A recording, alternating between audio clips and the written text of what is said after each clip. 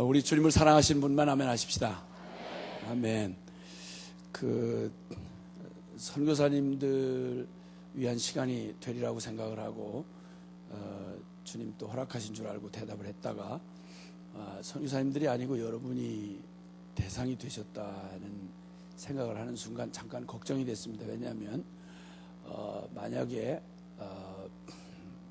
어차피 통로는 같은 통로인데 선교사님들한테 할 얘기를 조심해서 안 하고 그대로 했다가 여러분 성도들이 선교사님이 받는 은혜를 받고 훌렁 뒤집어져 가지고 다 선교사로 나가면 어떡하나 이런 걱정이 잠깐 됐습니다. 이제 왜냐하면 선교지에 나가 계신 분들, 이제 저는 선교지에 나가 계신 분들을 섬기는 일을 하고 있거든요. 그래서 저희 속한 순회 선교단에 두 가지 사역 지령이 있습니다. 첫 번째는 제정신이든 남의 정신이든 일단 선교지에 나간 선교사는 절대로 다시 돌아올 수 없도록 퇴로를 차단하라. 이게 제 첫 번째 저희 순회 선교단 사역 지령입니다. 그 다음에 두 번째는 하여튼 예수 믿는 사람은 절대 편안히 죽지 못하게 해라. 이것이 이제 두 번째 저희 사역 지령입니다. 왜 그러냐면 예수 믿는다는 말은 예수님 핏값 치르고 산 목숨이다 이런 말이잖아요. 그럼 적어도 예수님 핏값만큼 살다가 죽어도 예수님 핏값만큼 죽어야지 그냥 평범한 사람처럼 밥만 꾸역꾸역 먹다가 날짜를 이빠이 채우고 그러고 죽는다. 이게 있을 수가 없는 얘기 아닙니까? 그렇지 않습니까? 대차대조를 해야 될 거 아닙니까? 인생을. 그냥 뭘 투자하고 얻은 인생인데 그걸 밥값도 간신히 못하고 죽는다. 이건 말이 안 됩니다. 예수님 핏값만큼 살다가 예수님 핏값만큼 죽어야 됩니다. 그래서 어쨌든 이나저나 또 한 가지 또 속으로 인간적인 생각에 예수를 똑같이 믿는데 나만 고생할 수 없다 이겁니다. 그래서 여러분도 같이 죽자 이겁니다. 그러니까 여러분이 이번 집회에 혹시 마음을 잘 다지고 오셔야 되는데 잘못하다 훌렁 뒤집어지면 그동안 은혜를 받으면서도 요리피하고 조리피하고 정말 지금까지 관리를 잘하고 살아봤는데 마지막 순간에 어떤 선교사님은 글쎄 그 집회 시간에 이렇게 참석했다가 깜빡 졸았대요. 마음은 원인데 육신이 약할 수 있잖아요. 깜빡 졸았는데 사람들이 다 우르르 일어나더랍니다. 그래서 깜짝 놀래가지고 이제는 집회가 마치는 시간인가 보다 하고 일어났대요. 나중에 알고 봤더니 선교사 콜링하는 시간에 일어나버린 거예요. 부담되고 아주 찝찝하고 죽겠네. 그래가지고 제정신에 한 게 아니기 때문에 그건 효력이 아니라고 없다고 막 이러면서 아무리 부정을 하려고 해도 우리 주님은 너무 순수하시잖아요. 그래서 우리는 말하고 입장 바꾸고 말 바꾸고 그렇게 잘하지만 우리 주님은 너무 순수하셔서 우리가 한 말을 그대로 믿으신다. 이게 문제잖아요. 이게. 그래가지고 그냥 나는 그 제정신에 한 게 아니라고 막 그래서 요리피하고 저리피하고 취직을 해도 되는 일이 없고 사업을 해도 말아먹고 자꾸 그러더랍니다. 그래서 비가 부슬부슬 오는 날 밤이면 주님이 나타나셔가지고는 너 그때 왜 일어났니? 너 그때 왜 일어났니? 이러는 바람에 아주 그냥 이렇게 시달리느니 차라리 선교지 가서 죽어버리자 이렇게 하고는 그렇게 나가서 지금 아주 쎄빠지게 고생하고 있는 그런 선교사님이 계신 걸 제가 여러 분 봤거든요. 그러니까 어쨌든 하여튼 저는 책임 못 져요. 어쨌든 미리 다 얘기했으니까 여러분이 나와서 은혜 받고 훌렁 뒤집어져 가지고 또 이렇게 그건 제가 책임 못 져요. 그러니까 은혜를 받더라도 정신 바짝 차리시고 나는 은혜는 받지만 절대 변하진 않는다 이렇게 하고 정신 차리고 계셔야지 잘못하다 훌렁 뒤집어지면 지금까지 편하게 살아오셨던 인생 말년이 고롭습니다. 그러니까 아이고 그래도 은혜를 받기를 원하시는 분만 아멘 합시다. 감사해. 나 이제 부담 없이 하겠어요. 이제 부담 없이. 아이고. 이번 성회가 이제 오늘부터 시작을 해서 수요일 날까지라고 이제 허락을 받았는데 하여튼 하나님께서 어제까지 우리는 우리 인생에 더 바랄 것 없이 큰 은혜를 다 누리며 살아오셨다 할지라도 오늘은 또 오늘의 은혜가 필요합니다. 그렇죠? 주님은 영원하시기 때문에 그분은 우리가 이전에 경험하지 못했던 이전의 은혜가 절대 모자란 은혜가 아닌데도 불구하고 주님은 날마다 새로운 은혜를 주십니다. 우리가 지금까지 안 주님은 우리가 또 앞으로 알아가야 할 주님에 비하면 전혀 비교도 안 될 만큼 부분적입니다. 주님은 영원하시기 때문에 우리가 그분을 영원히 찬양할 수가 있습니다. 아멘이시죠? 그래서 이번 성회 때 한 가지만 분명히 했으면 좋겠어요. 약속 한마디를 한 가지를 드리고 싶은데 주님이 약속하신 약속의 말씀을 드리고 싶은데 잠언 8장 17절에 보면 죄송하지만 한번 따라해 주시면 좋겠습니다. 나를 사랑하는 자들이 나의 사랑을 입으며 나를 간절히 찾는 자가 나를 만날 것이니라. 아멘입니까? 네. 만남의 법칙이 있습니다. 전심은 전심을 만나고 생명은 생명을 만나게 돼 있습니다. 전심으로 사랑하는, 목숨 걸고 사랑하는 주님의 사랑을 반쪽짜리 관심을 가지고 한번 나가볼까? 한번 들어봐? 시간이 나면 가보지? 이런 정도의 태도를 가지고 만날 수는 없습니다. 목숨 걸고 사랑을 고백하는데 나는 목숨 아닌 단돈 몇 푼도 걸 수 없는 그런 정도의 태도를 가지고 결코 생명을 주는 사랑이 주어진다 할지라도 누리는 복은 허락이 안 됩니다. 그래서 이번 성회는 기왕 참석하시는 거 저도 목숨 걸고 주님 앞에 통로가 될 것이고 기왕 한 시간이라도 여러분도 목숨 걸고 주님 앞에 은혜 앞에 좀 사모하면서 나오셨으면 좋겠어요. 시간 형편되면 그저 한번 나가줄까, 체면상 교회에서 집회하는데 뭐 이런 식으로 하는 태도는 하나님 앞에는 그 바른 태도가 아닙니다. 하나님 앞에 기왕 드려지는 시간, 정말 주님이 우리에게 찾아오신 것처럼 전심으로 주님 앞에 나아갔으면 좋겠습니다. 아멘이시죠? 네, 아멘, 아멘. 어떤 그 아주 성공한 부자가 있었습니다. 아주 부자만 아니라 꽤 알려진 아주 유명한 부자입니다.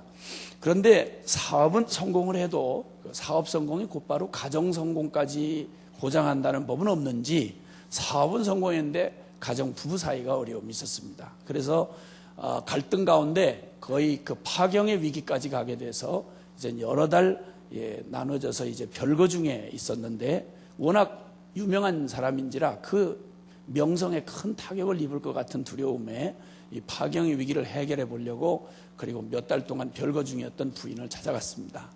갔으니 그 어색한 분위기는 말로 할 수 없지 않습니까? 그래서 일단 너스레를 떨면서 속에도 없는 마음에도 없는 말을 이런저런 말을 늘어놓았습니다. 근데 참 그 자매들은 가지고 있는 특성이 그게 진심이 아닌데도 어느 날 신랑놈이 와서 손을 이렇게 만지면서 아우 당신 손이 많이 거칠어졌구만 이러면 들어오면 이번에만큼은 저놈을 아주 확 뜯어놔야 되겠다 이렇게 생각을 했다가도 그런 말 한마디 속에 없는 말 한마디를 들으면 갑자기 그런 독한 마음이 다 녹듯이 녹아버리고 그냥 눈물이 팽 돌면서 이렇게 마음이 약해지는 게 또 자매들의 특징이라 그래요.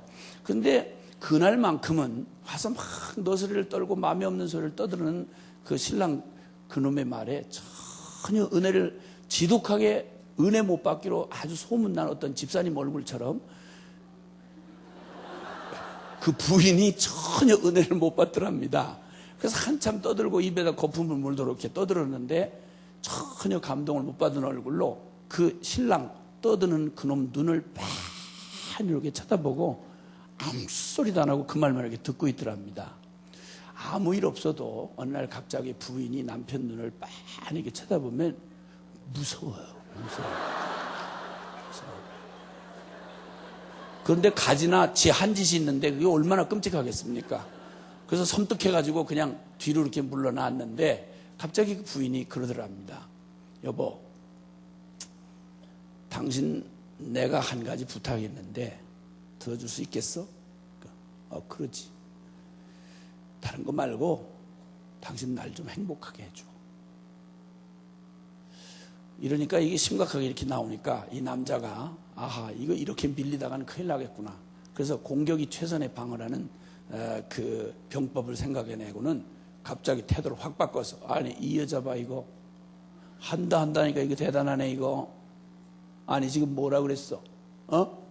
아니 나한테 행복하게 해달라고? 행복 못할 이유가 뭐야? 얘기해봐. 당신이 뭐가 부족해서 행복을 못해?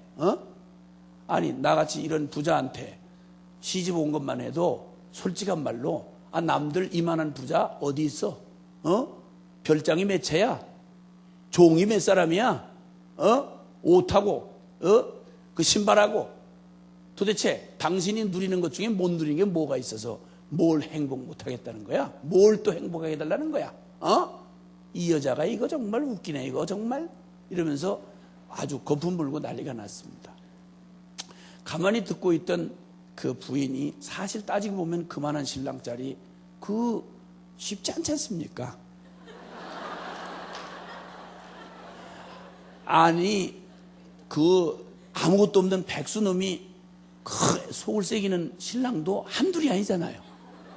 근데 그래도 재산도 있고 유명도 하고 그만하면 됐지 뭐.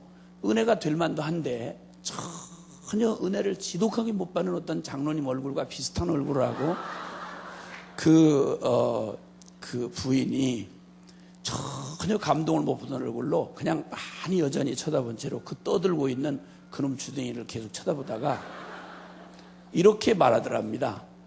좋아, 당신 그렇게 자랑하고 그렇게 대단한 긍지가 있는 그 돈, 그 집, 그 명예 다 가져가. 당신 다 가져. 그럼 별장 다 가져. 그럼 나 싫어. 그리고 나 싫으니까 당신 다 가져. 딱 한 가지만 있으면 나는 행복하겠어. 그게 뭔데? 그때 그 부인이 이렇게 대답을 했다고 그래요. 다른 거 말고 당신의 그 마음 좀 나한테 줘봐. 그랬더니 그때까지 자신 있게 떠들던 이 신랑이 갑자기 얼굴이 흑색으로 변하면서 다른 건 다 줘도 그건 못 줘. 왜냐하면 내 마음은 딴 여자한테 줬기 때문이야. 이러더랍니다. 여러분, 사람의 삶에는 핵심이 있습니다. 다른 건 다 줘도 그거는 못 줘. 그러면 행복하실 수 있습니까? 다른 말 그만둬놓고 주님이 우리 사람을 지으신 주님께서 이런 경우에 대한 얘기를 하셨습니다. 아모스 3장 3절에 보면 두 사람이 의합지 않고야 어찌 동행하겠느냐. 함께 산다는 의미가, 여러분 부부 생활하는 거, 가정을 꾸린다고 하는 것에는 많은 여러 가지 필요들이 있게 마련이죠. 집도 있어야 되고 법적인 등록도 해야 되고 또 여러 가지 필요한 것을 갖출 것이 많이 있겠죠. 그러나 다른 것 다 있어도 이것 없으면 결코 그게 진정한 부부라 할 수 없는 가장 본질 핵심이 바로 뭡니까? 다른 것 다 사라져도 그것만 있으면 되는 그 핵심이요 본질이 뭡니까? 부부라고 함을 말할 때, 사람의 관계라고 말할 때 두 사람이 마음으로 하나 되지 않고야 어찌 그게 동행이냐. 우리나라 옛말에 동상이몽이라는 말이 있습니다.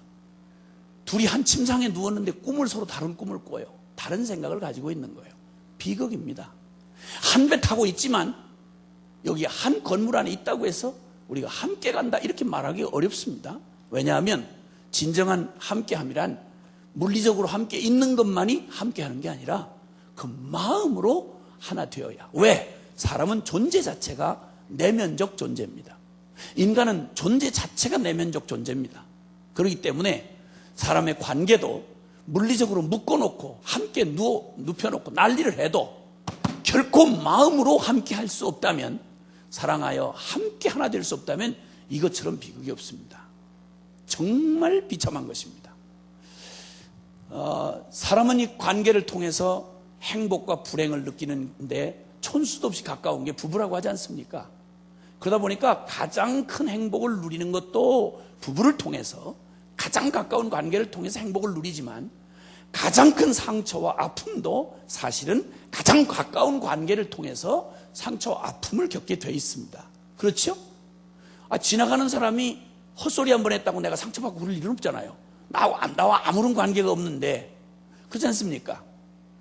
내가 아픔을 겪고 불행을 겪는 그것은 가장 가까운 사람에게서 일어나는 것입니다.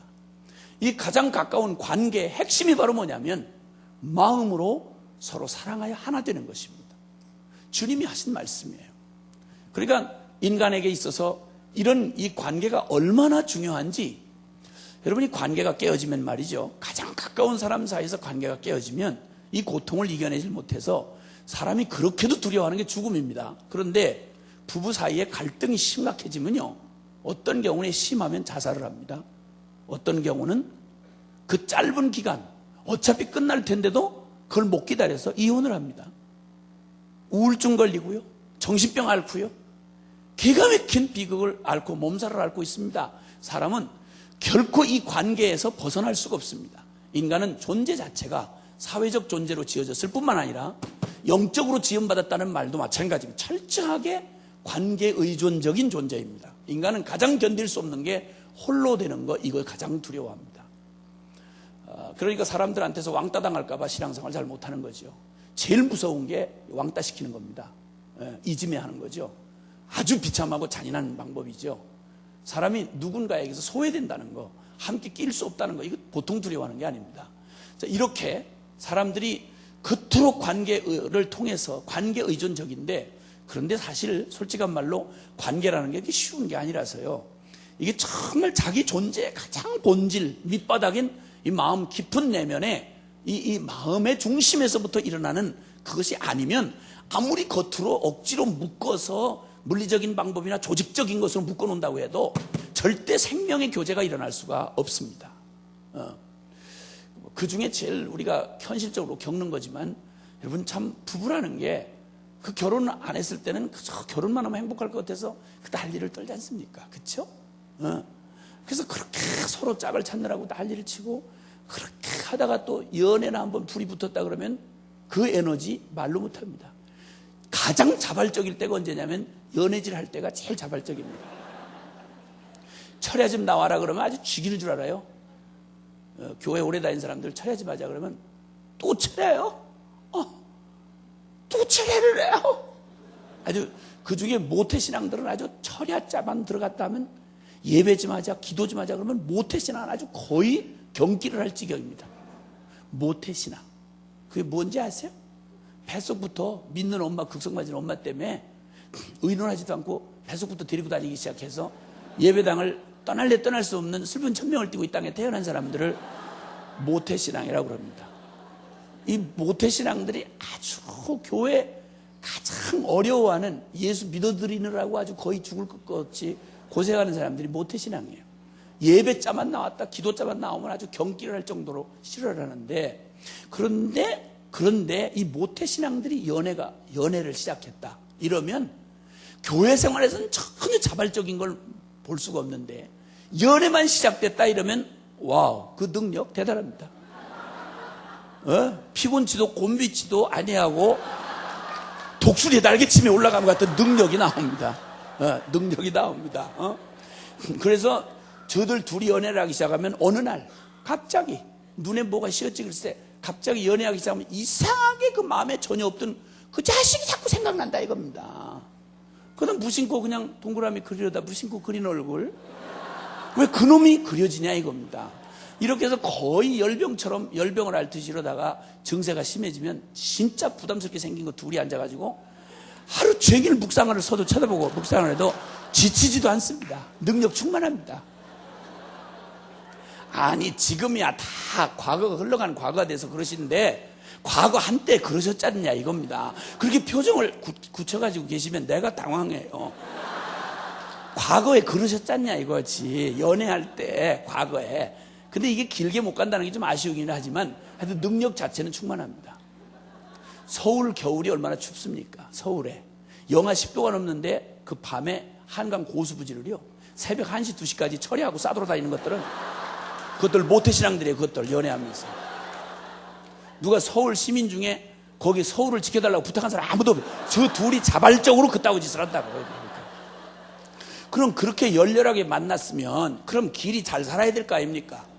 문제는 아니 그렇게 연애질을 하다가 만났으면 행복하게 아주 그냥 아주 그냥 행복해 죽을 만큼 살아야 될 거 아닙니까? 그런데 현실은 땡혹하지 않습니까?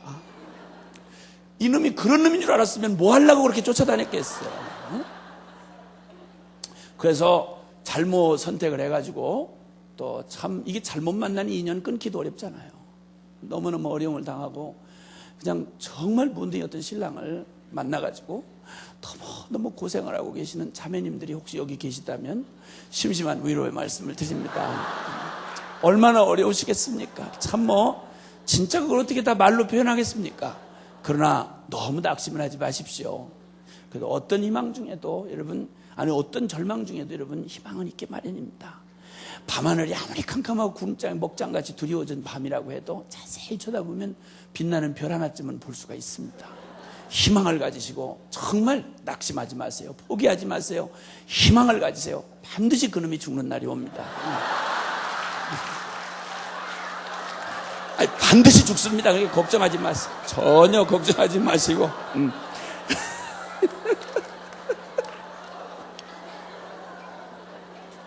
아이고. 근데 사람이 이게 기쁘면 말이죠. 이런 복음은 그냥 들어와요, 가슴에. 그래가지고 어떤 주책바가지 아주 집사가, 대표적인 주책바가지 집사가 하나 있는데, 제가 이 설교하는 걸 은혜를 어마어마하게 받았어요.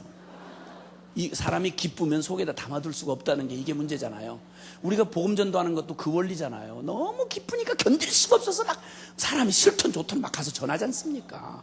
너무 은혜가 된 거야. 이래가지고 그날 밤에 집에 들어갔는데, 그 문디 같은 신랑이 글쎄 밤 12시가 넘었는데 만땅을 해가지고 이빨이 쳐먹고 하여튼 코가 비뚤어지도록 해가지고 긁어 들어온 거예요. 그러면 보통 때 같았으면 그냥 나가 뒤져라 이놈아 얼른 이러고 막 악다구니하고 퍼붓고 그냥 잘 텐데, 근데 그날은 너무 기쁜 거예요. 이게 참을 수가 없는 거야. 이걸 속에다 담아둘 수가 없는 거야. 그래가지고 들어오는 남편을 맞이하면서 여보 내가 글쎄 오늘 교회 가서 너무 은혜를 받았다고.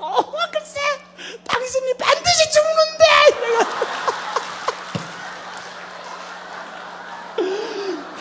그래가지고 밤새도록 두드려 맞았다는 미확인 보도가 있습니다. 미확인 보도가 있습니다. 설교를 그따위로 들으면 안 된다 이겁니다. 무슨 말 하자는 얘기인지는 알아들어야지. 그러게 지 편리한 거 들어다가 쪼가리 갖다 들어다가 이렇게 얻어맞을 짓 하고 이렇게 하면 안 됩니다. 얘기의 핵심인즉 그렇게 관계도, 우리가 그렇게 의존하는 관계도 그 본질이 바로 뭐냐면 마음 나누지 못하면 비극이다 이 말입니다. 그러면 잠시 끝날 날이 있는 인생사의 관계에도 끝날 날을 전제하고 사는 부부 사이의 이 어려움도, 관계가 어려우면 이렇게 고통이라면 살아계신 하나님과 나 사이의 관계를, 이걸 신앙이라고 그래요. 신앙생활이라는 게 뭐냐? 처음에는 잘 모르고 그냥 교회를 나오죠. 이렇게 나오시는 거 참 귀한 일이에요. 그런데 나오셔서 궁극적으로 그 신앙은 다른 게 아니고요, 교회 이 문화에 익숙해지거나 어디 의식에 익숙해지는 이런 걸로 끝나시면 안 돼요. 그건 좋은 통로가 될 수 있지만 궁극적인 목적은 뭐냐면 살아계신 하나님과 나 사이에 이 생명의 인격적 관계, 이걸 보고 신앙이라고 그래요. 그래서 신앙 좋다라는 말은 바로 살아계신 하나님과 그 관계가 살아있는 생명의 관계다 이 말이에요. 아멘입니까? 근데 만약에 하나님하고 나의 관계가 이렇게 잘못 어긋난 고통 가운데 있는 부부 사이처럼, 마음을 나누지 못하는 부부 사이처럼 호적은 교적부에다 올려놨는데, 직분도 있는데 이런저런 의무도 있어서 교회의 일원이 돼서 사는데, 그냥 의무적으로 더 이상 생명의 관계도 기쁨도 주님과의 살아있는 감격적 교제도 없이 그냥 예배 의식 따라서 그냥 하고 지옥 가기 무서워서 그냥 예배당을 다닌다, 이것처럼 비극이 어딨냐 이 말이에요. 호적은 올려놨는데 전혀 마음이 없는 채로 억지로 살아가야 하는 부부도 비극이라면, 살아계신 영원한 하나님과 나 사이가 이런 종교적 어떤 의무나 내지는 어떤 두려움 때문에 간신히 법적으로 이름만 올려놓은, 그래서 주일날이면 간신히 예배당 나와주는 이런 살았다 하나 실상은 죽은 생명력 전혀 없는 종교 행위, 여러분 다른 세상의 많은 종교는 종교로서 가능해요. 그러나 기독교는 종교 따위가 아니란 말이에요. 중연불이 아니란 말이에요. 하나님이 살아 계신 하나님이시기 때문에, 그래서 그분과의 관계도 죽은 의식이 능사가 아니고 살아계신 하나님과 생명의 관계, 인격적 관계, 아멘입니까? 이걸 신앙, 살아있는 신앙이라고 말하는 거예요. 그래서 예수 믿는 건 억지로 쥐어짜가지고 종교 행위를 배워가지고 이렇게 하는 쥐어짜는 종교 행위가 아니라, 누가 말려도 아무가 뜯어 말리려도 말릴 수가 없는 생명으로 믿으려고 용을 쓰는 게 아니라 믿어질 수밖에 없는 이 복음이 바로 그런 복음이다 이 말이죠. 살아계신 주님을 만나면 그때는 억지로 주님을 위해 살아주는 게 아니라 누구도 못 말려서 주님 믿는 그게 우리에게 삶의 힘이 되는 거예요. 그래서 시편 18편 1절에는 나의 힘이 되신 여호와여 내가 주를 사랑하나이다. 아멘입니까? 아멘. 여러분 사랑을 하면 할수록 여러분이 사랑하는 그게 대상이 사람이든 여러분이 원하는 어떤 취미든 간에 그 일을 하면 그 사랑하는 대상을 위해서 할 때는 그 하는 게 피곤이 아니라 그것 때문에 더 힘이 얻어지잖아요. 마찬가지예요. 살아계신 주님도 그러하다 이 말이에요. 이 생명의 신앙은 바로 다른 데 있는 게 아니라 주님과 살아있는 인격적 관계가 바로 이 생명의 신앙의 관건이다 이 말입니다. 아멘입니까? 다 성경 말씀 옳은 줄 알고 그렇게 살고 싶은데, 그런데 그 능력이 내게서 나오는 게 아니고 오직 하나님에게서 나오는 것인데, 이 관계가 어떤 관계일 때 그럼 이런 목마름과 이런 갈증이 풀리고 그 저절로 생명으로 역사되어지는 결과가 올 수 있느냐? 주님이 요한복음 15장의 5절에 말씀하기를 나는 포도나무요 너희는 가지니 저가 내 안에 내가 저 안에 있으면 이 사람은 과실을 많이 맺나니 사람이 나를 떠나서는 너희가 아무것도 할 수 없다. 아멘. 기독교 종교 생활은 흉내를 내는 거 한계가 반드시 드러나게 돼 있어요. 그러나 생명을 가진 사람은 생명의 신앙으로 주님을 살아계신 주님과 교제를 누리며 생명의 신앙을 하는 사람은 많이 몰라도 무식해도 연약해도 상관없어. 왜냐하면 내가 아니라 내 안에 주님이 사는 신비로운 주님의 생명으로 살아가는 신앙이기 때문에 그 사람 약한 걸로 봐서는 겁만 조금 주면 그만둘 것 같은데 기독교 2000년 역사는 여러분 순교의 역사로 이어져 왔습니다. 그렇게 연약한 어린 양같이 유약하기 짝이 없어 보이는 교회를 짓밟고 성경을 불사지르고 난리를 쳐도, 여러분 지금 여기 은혜교회에 속한 교회들이 전 세계에서 지금 집중적으로 어려움을 당하고 있다고 저도 이미 저희 중보기도 하는데 소식이 이미 들어와서 오래전부터 벌써 기도하고 있습니다.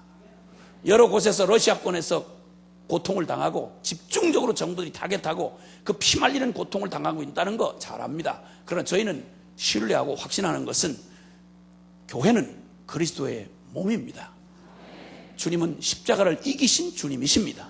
내가 교회를 이 반석 위에 세우리니 음부의 권세가 이 교회를 결단코 당해내지 못하리라. 아멘입니까? 살아계신 주님이 그 교회의 진정한 주인이시라면 여러분 불은 바람을 만나면 더 거세게 타오릅니다. 그리고 명검은 불길을 만나면 더 쇠가 단단해지고 정금은 불길을 만나면 더욱 순수한 금이 되게 돼 있습니다. 우리의 신앙이 만약에 정말 생명의 신앙이라고 그러면 우리가 믿은 하나님이 중연불이 아니고 관념 속에 있는 신의 개념 따위가 아니고 살아계신 하나님이라면 무슨 일을 만나면 만날수록 오히려 그것 때문에 더욱 순전해지고 더욱 강해지고 더욱 능력 있게 되어지는 것입니다. 아멘입니까?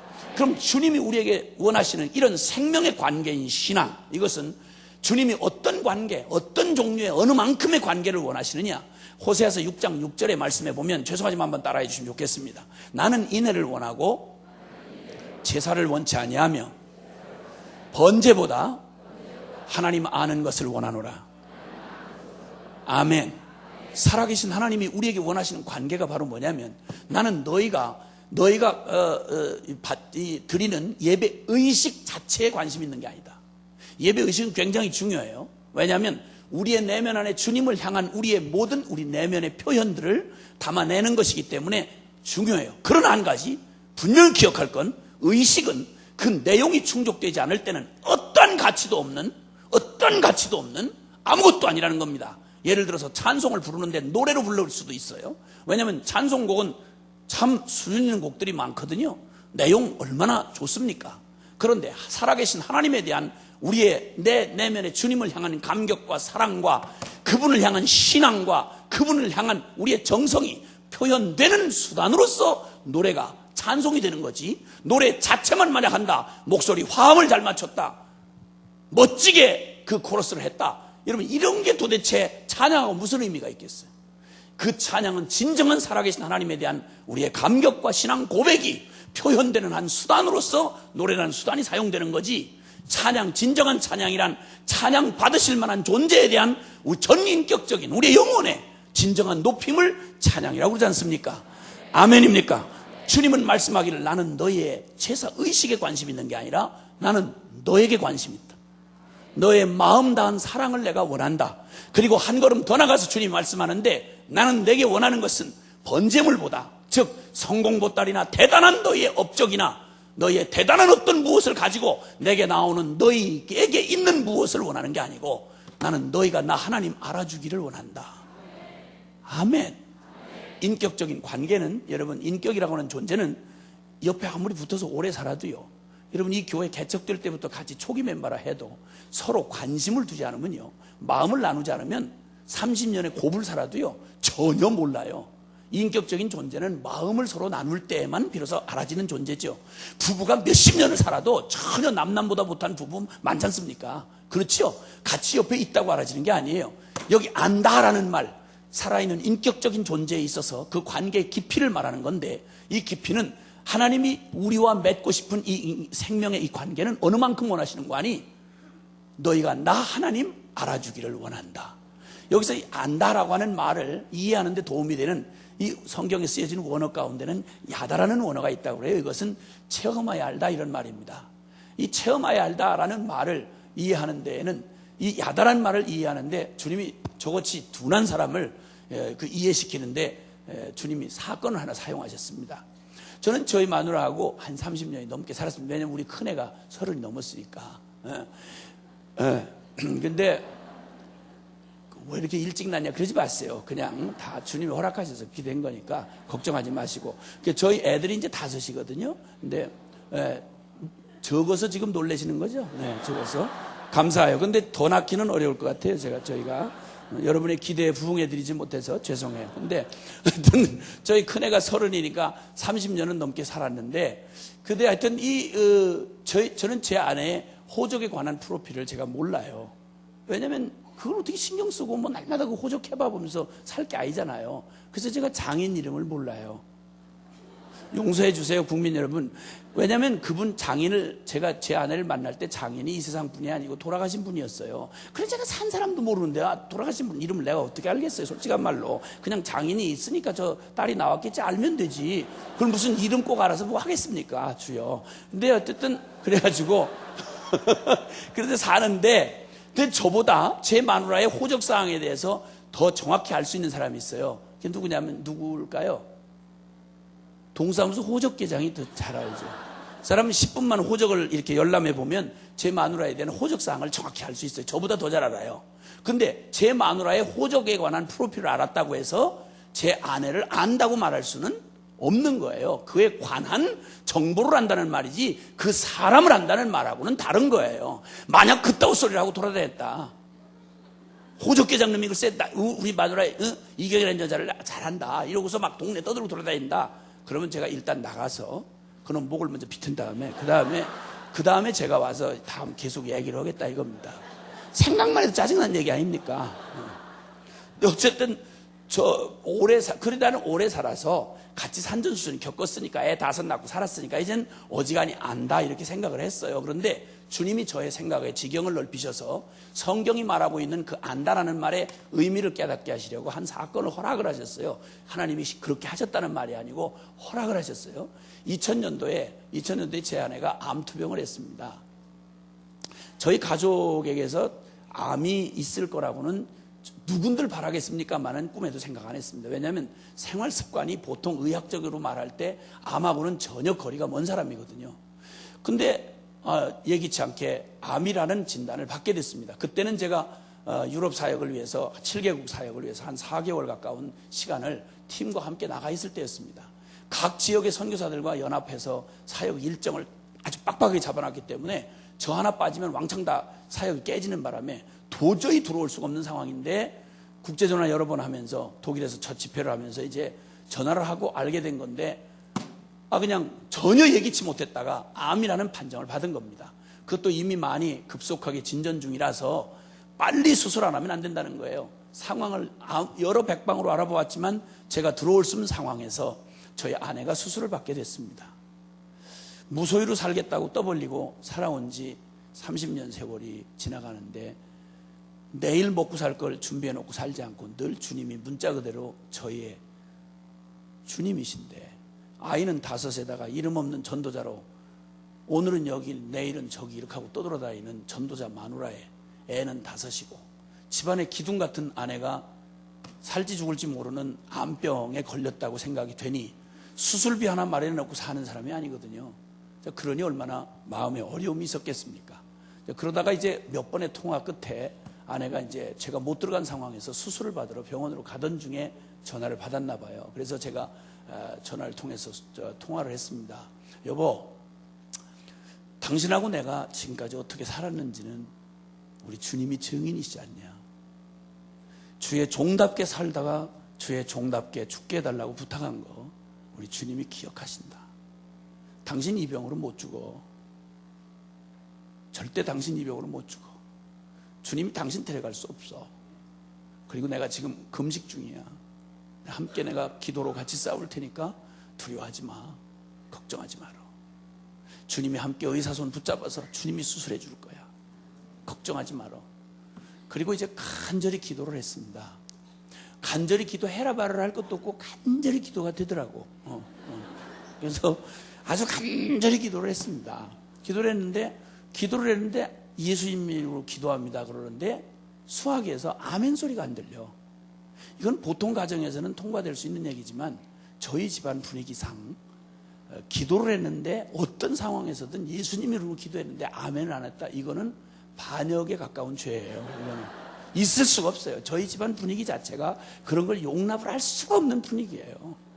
공산당 구호에 지는 분위기거든요. 저희 집이 공산당 구호에 지는 분위기인데 밥 먹다가 제가 갑자기 예고 없이 우리는 살아도 주를 위하여 살고 죽어도 주를 위하여 죽어야 된다 이러면 저희 아이들을 포함한 가족들은 언제든 예고 없이 달려오는 이런 선언에 대하여 아멘 할렐루야 이렇게 해야만 그날 금식을 안 할 수가 있다 이겁니다. 그래서 밥을 잘 먹고 넘어갈 수 있다 이거예요. 그래서 저희 집안 이제 분위기가 이제 그런 공산당 구호에 치는 분위기인데 근데 그렇게 살아온 마누라가 글쎄 아멘 안 한 거예요. 이게 얼마나 제가 어렵겠습니까?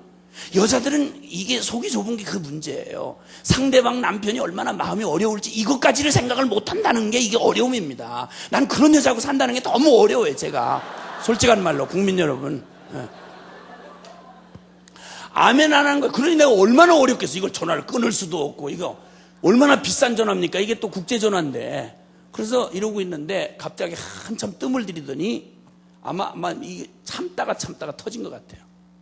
갑자기 울음을 이게 참지 못하고 울음이 확 터지더니 한참 울더니 뭐라고 그런 거 아니? 전혀 저랑 사는 대화 내용에 그런 종류의 대화는 전혀 허용이 될 수 없는 대화. 우리 집안 분위기상 용납될 수 없는 대화. 이게 이제 울다가 뭐라고 하니? 여보, 나 무서워요. 나 무서워. 여보, 나 무서워요. 그러고는 막 우는 거예요. 지구 반대편에서 이걸 전화를 듣고 있는 거예요, 제가. 근데 제가 마주 앉아 있었으면 저는 저의 의지는 늘 준비가 돼 있거든요. 만약 내 앞에서 그따위 짓을 했다. 이거는 용서가 불가능한 일이에요. 수학이 확 날아갔지. 이 여자가 이게 하나님이 돌아가셨냐? 왜 분위기 자꾸 날려 이거? 아니 하나님이 뭐 암에 쩔쩔매는 그런 하나님이냐? 뭐 믿었어? 이러고 막 난리를 쳤을 텐데 독일에서 수화기를 던져봐야 무슨 소용이 있어요. 근데 제 의지는 분명히 이렇게 준비가 돼 있는데 나 깜짝 놀라요. 그때 제가 제 의지하고 전혀 다른 내 내면 안의 반응을 나 그때 처음으로 제가 발견한 거예요. 내 내면 안에 전혀 준비도 의도한 것도 아닌데 나도 모르게 그 말을 듣는 순간 시차를 둘 것도 없이 그 말을 듣는 순간 제 안에서 내 이 내면 안에 또 다른 제가 뭐라고 소리를 지른 거 아니? 하나님, 나 무섭습니다. 하나님, 나 무섭습니다. 하나님, 이번은 좀 살려주세요. 하나님, 나 무섭습니다. 너무 당연히 있어야 될 사람으로 알았다가 갑자기 그 사람 존재를 흔드는 이 사건을 한번 딱 당하고 나니까 난 마누라가 내가 늘 천당 간다는 건 늘 날마다 노래를 하고 살았지만 나 갑자기 마누라가 없어진다는 생각을 꿈에도 해본 적이 없는 거예요. 그러니까 얼마나 어리석어요. 글쎄 언젠간 죽을 텐데 그걸 꿈에도 생각을 안 하다가 갑자기 이러니까 이걸 어떻게 수습이 잘 안 되는 거예요. 그때 나도 모르게 내 안에서 반응하는 그걸 보면서 제가 깨달았어요. 야다라는 말의 의미를, 누군가를 안다라는 말은 그것은 그 마음을 공유하는 것이다, 이런 말이에요. 이 말은 어려운 말이 아니고요, 여러분이 정말 어떤 대상을 너무 사랑하면요, 그러면 동일시가 일어나요. 그래서 그 사람에게 일어난 건 내게 일어나는 일이 돼요. 딴 말 말고 여러분이 여러분 자녀, 너무 사랑하는 애끼는 딸이 설명할 수도 없는 고통 때문에 여러분 눈앞에서 눈물을 뚝뚝 떨고 고통스러워하는 모습을 만약에 엄마나 아빠로서 지켜본다고 생각해 보세요. 무슨 일이 일어나나. 그러면 그 아이의 고통이 고스란히 내가 아픈 것보다 더하죠. 그렇죠? 그 고통이 고스란히 내 고통이 되는 거예요. 그리고 그가 기쁘면 내가 기쁨이 되는 거예요. 뭐 설명, 이해, 분석할 필요가 없어요. 이걸 마음을 공유하다 이렇게 말해요. 이걸 안다 이렇게 말하는 거예요. 아멘입니까? 네. 주님이 원하시는 우리와의 관계가 바로 그런 관계라는 거예요. 주님이 원하시는 관계가 그런 관계라는 거예요. 너와 내가 갖고 싶은 관계가 다른 관계가 아니라 바로 네가 나 알아주기를 원한다. 하나님이 우리에게 기대하시는 신앙, 죽지 못해 예배당을 나와줘야 하거나 지옥이 무서워서 하나님을 믿어줘야 되는 이런 게 아닌, 죄의 종로로 타던 우리를 간신히 건져내서 하나님 두려워하면서 쩔쩔매면서 끌려다니는 이게 아닌, 주님이 그토록 사랑하신 그 사랑에 반응하여서 주님과 내 마음이 하나가 돼요. 서로 사랑하여 하나가 돼요. 그 마음이 하나가 돼요. 네가 나 알아주기를 원한다. 그래서 요한복음 17장 3절에 보면 거기에 영생이란 참 유일하신 하나님과 그의 보내신 자 독생자 예수 그리스도를 아는 것이니이다. 아멘입니까? 이렇게 안다는 말은 중요한 거예요. 이건 생명의 관계를 말합니다. 그와 내가 둘이 아니라 하나입니다. 근데 주님이 이런 요구를 하시는 주님은 우리를 어떻게 사랑하셨느냐? 그분이 바로 그렇게 하신 거예요.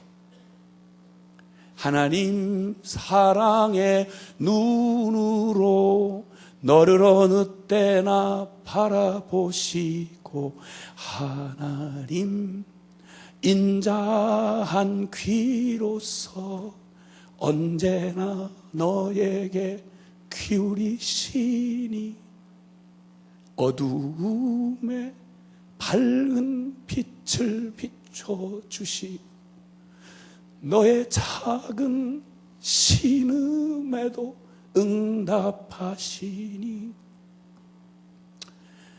남편도 들을 수 없고 아내도 들을 수 없는 여러분의 영혼 안의 작은 신음을 어떻게 주님이 듣는단 말이죠? 나를 그분이 그 마음을 공유하시지 않는 한 어떻게 그거 듣죠? 불가능한 거예요. 우리가 죄인으로 태어나서 스스로 하나님을 알 수도 부를 수도 없던 우리를 주님이 이처럼 사랑하셔서, 그토록 사랑하셔서 주님이 내가 주님을 부를 수도 찾을 수도 없는 죄악 가운데 소망 없이 버렸던 내 인생을 주님이, 그는 실로 우리의 질고를 지고 그는 실로 우리의 고통을 당할, 슬픔을 당하였거늘, 이사야서 53장에 하신 말씀입니다. 그래서 십자가가 가능했습니다.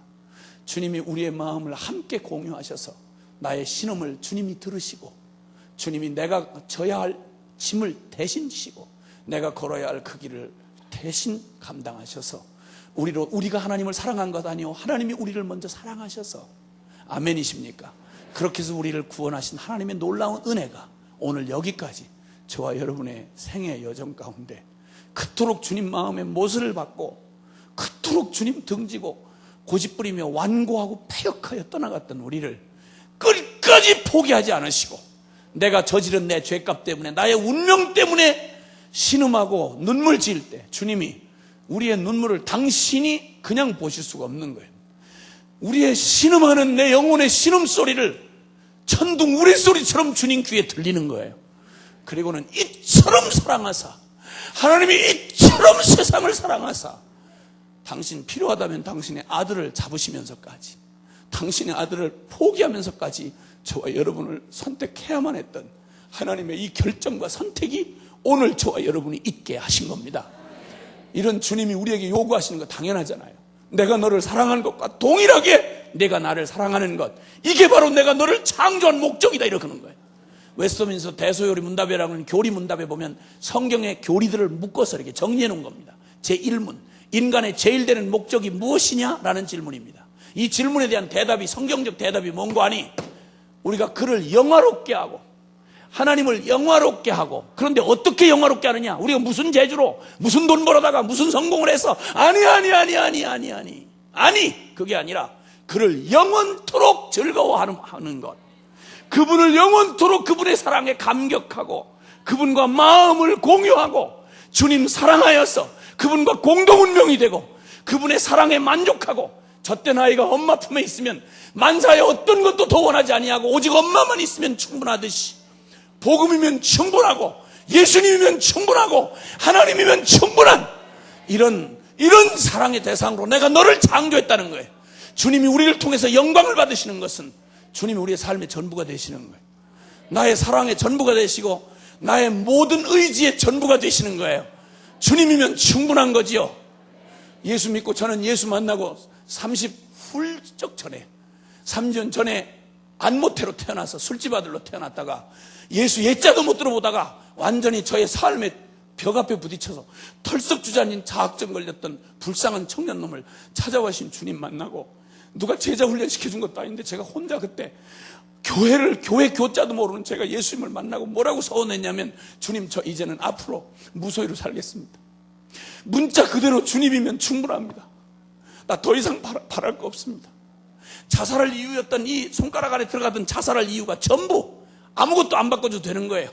망한 술집 아들, 부끄러운 혈통, 그리고 그 짧은 학벌, 그리고 그 빈약한 인격, 그 더러운 수많은 나를 슬프게 하고 자살할 이유였던 이게 예수님 딱 만나고 나니까 더 바랄 것도 없어지더라고. 주님이면 충분하더라고. 그래서 무소유로 살겠다고 서원을 하고 지금까지 무소유로 사는데, 무소유란 말은 하나님 건 내 거라 이런 말입니다. 그 중에 어떤 거를 소유로 한다는 말은 그것만 갖겠다 이런 말밖에 안 되잖아요. 그러니까 무소유로 하겠다 이겁니다. 그래서 주님 거 내 거다 이거예요. 할렐루야. 행복해 죽습니다. 오죽 좋으면 저 혼자 좋을 일이지, 어지간히 좋아가지고 남 보고 뭐 해라 말아라 믿어라 말아라 이렇게 안 합니다. 너무 좋아 미쳐가지고 5 아이들 다 선교사로 바쳤고, 그리고 지금 전 세계, 많이는 아니지만 한 5, 60개 나라 돌아다니면서 미쳐가지고 나하고 머리털 하나 안 섞인 사람들한테 가서, 그 사람들 오지 말래 날 보고, 근데 나는 널 사랑한다고 계속 가요. 이렇게 오지간히 좋아가지고는 이런 짓 못합니다. 주님이면 충분합니다. 어떤 가난의 골짜기도 아무리 대단한 성공의 복판에서 난 내 정신 안 뺏깁니다. 주님하고는 아무것도 바꿀 수가 없습니다.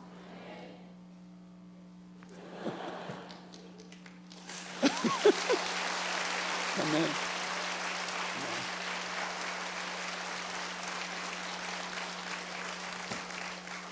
우리 인간의 비극은 하나님 없는 비극입니다.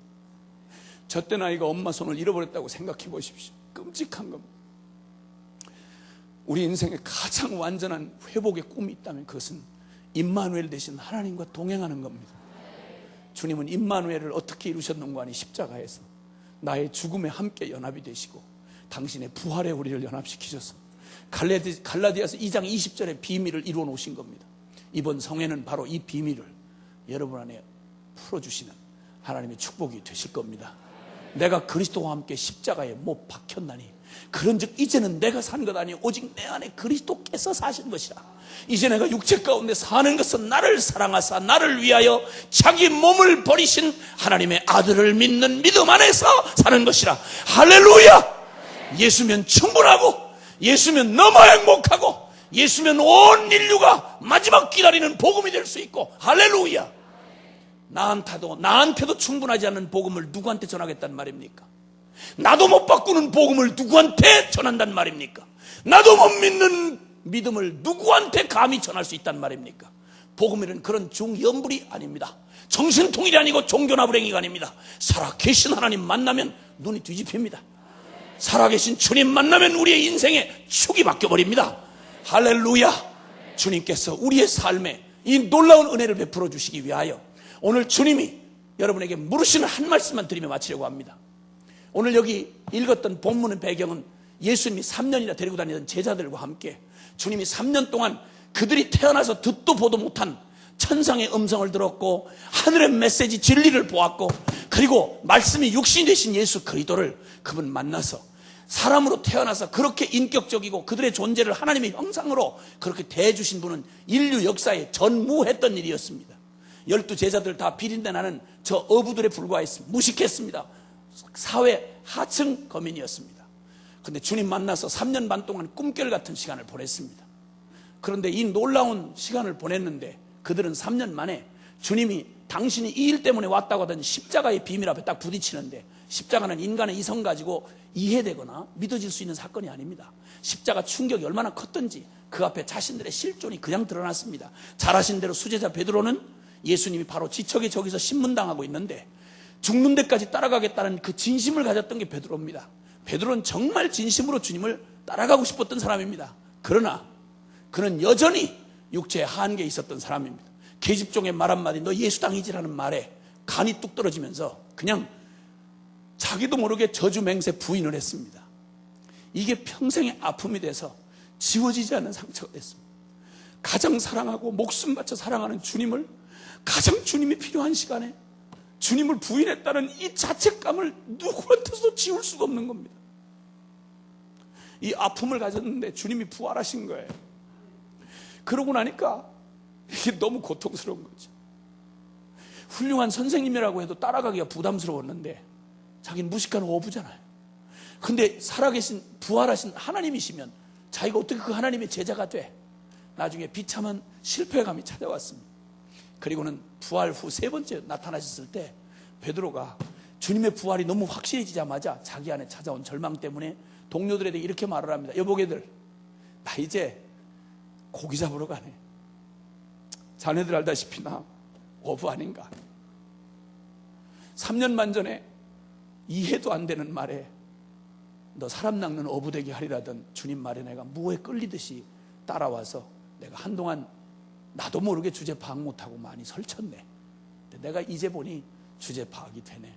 나는 고기나 잡아먹어야 될 놈 아닌가. 내가 무슨 사도란 말인가. 내가 무슨 주의 종이란 말인가. 다 틀렸네.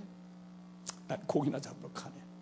비참한 마음으로 떠나니까 6명의 제자들이 우르르 다시 따라와서 3년 반 전에 주님 따르기 위해서 버렸던 금을 다 다시 빌려가지고 비참한 실패의 밤을, 처절한 배신의 밤을 거기 그물을 풍덩거리는데 고기 한 마리도 안 잡힌 지친 그 밤을 보내고 있었습니다.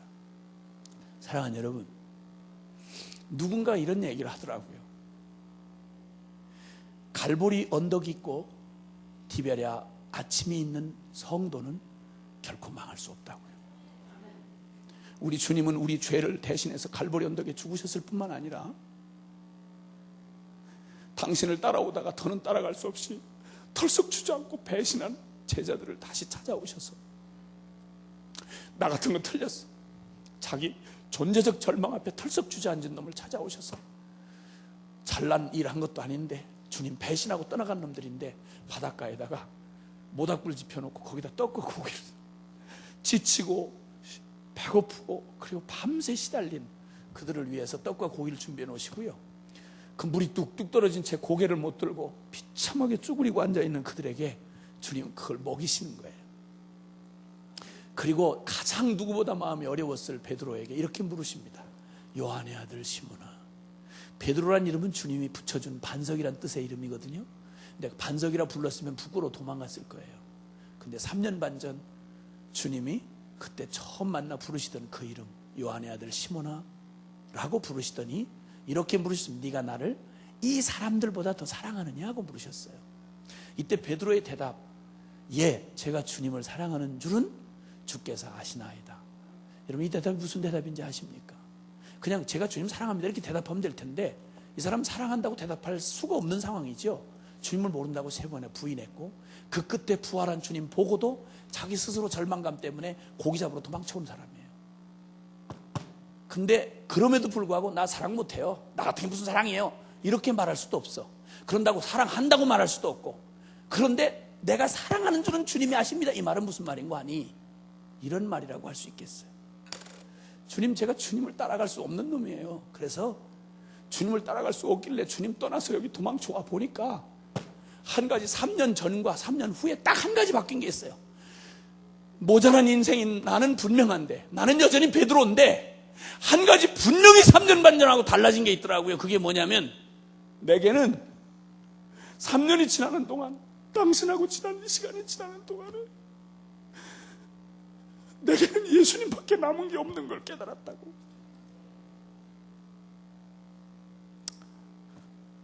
이제는 예수님 없이는 살 수가 없는 놈이 돼버렸다고. 따라갈 수도 없는 놈이. 그렇다고 주님 없이 떠나서 나 혼자 살아보려고 하니까 내게는 예수님밖에 남은 게 없는 거야. 내가 주님을 사랑하는 줄은 주님이 아시나이다.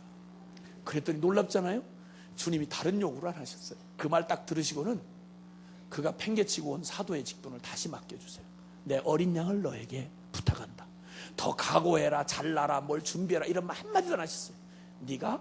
내가 나의 어린 양을 너에게 부탁한다. 주님이 듣고 싶었던 거 그거예요.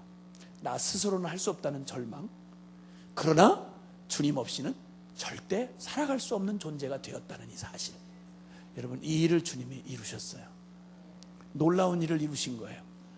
겉에 베드로는 변한 게 없어요. 모자라고 부족한 거 똑같아요. 그런데 한 가지 달라진 게 있었어요. 그게 뭐냐면, 예수 없이는 한순간도 살 수가 없는 거예요. 주 없이는 살 수가 없는 거예요. 이거 하나 주님이 3년 동안 이루어 놓으신 거예요. 그리고는 성령을 부어주시니 예수만 남게 된 제자들을 통해서 주님은 그 예수의 증인 삼아 이 땅을 이렇게 바꿔놓으신 거예요. 할렐루야. 오늘 이 자리에서 주님 묻고 계신, 이번 성회 동안 하나님은 바로 이 주님의 이 비밀을 여러분 안에 보이시고, 주님 여러분의 생명 안에 가장 행복한 고백을 복음의 능력으로 받아내시고야 말 거예요. 우리 두 손을 좀